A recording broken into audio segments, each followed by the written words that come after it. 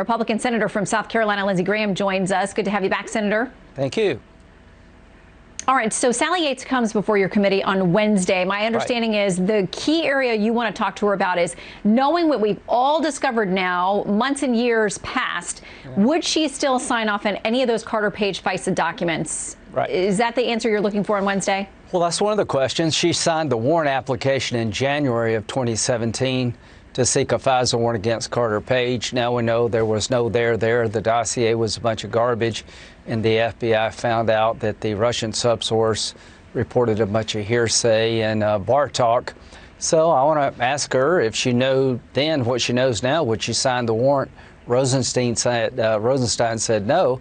But I also want to ask her about the January 5th meeting in the Oval Office with President Trump. I think Susan Rice was there, Comey, Brennan, Clapper, and herself, where they were talking about the surveillance of General Flynn.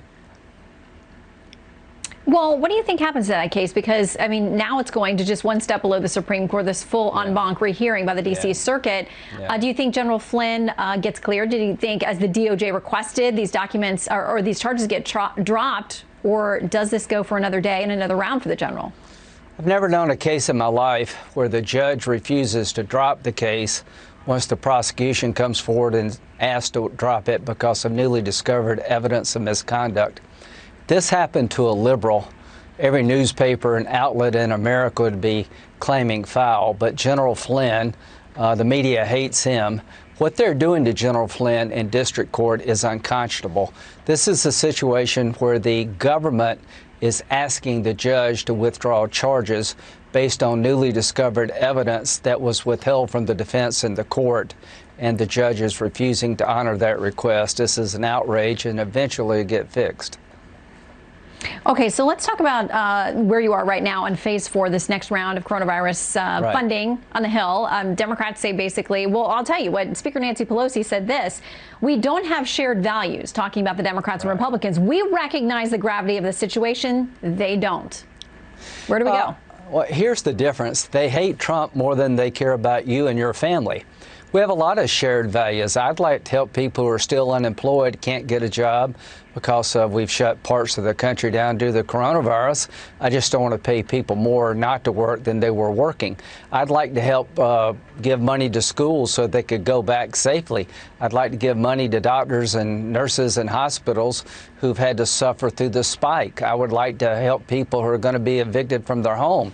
I'd like to do all those things. Many shared values, but the value I don't share is the hatred of Donald Trump. These people, the Democrats, have gone nuts when it comes to Trump. They believe this stimulus package would help the president.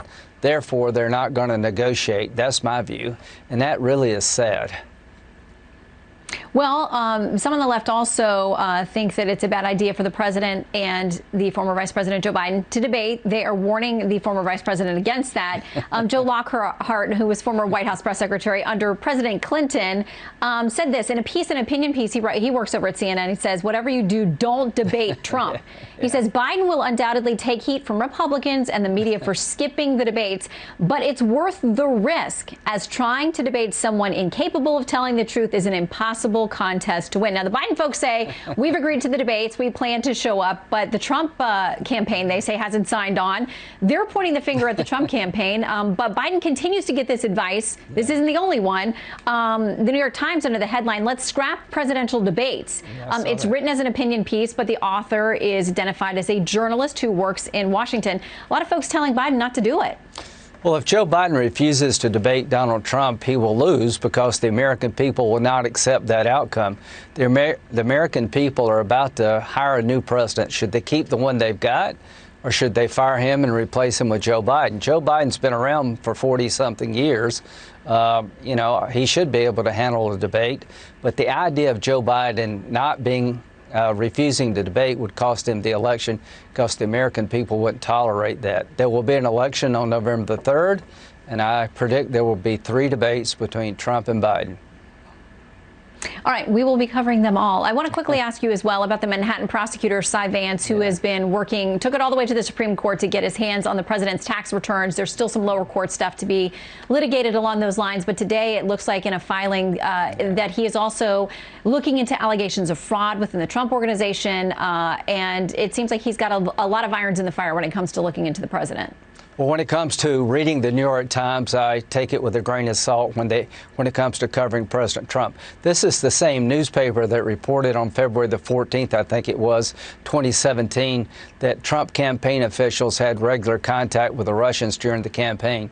That turned out to be BS. So if I were anybody out there listening to what the New York Times is saying, I'd take it with a grain of salt, because their coverage when it comes to President Trump has been woefully inadequate and very biased. So I just don't trust anything they print when it comes to Trump.